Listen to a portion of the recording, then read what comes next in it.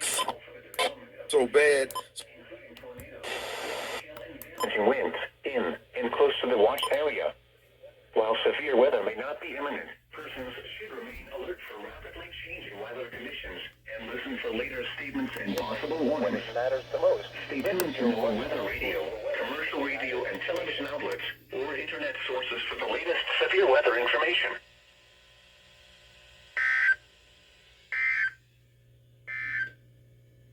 The National Weather Service has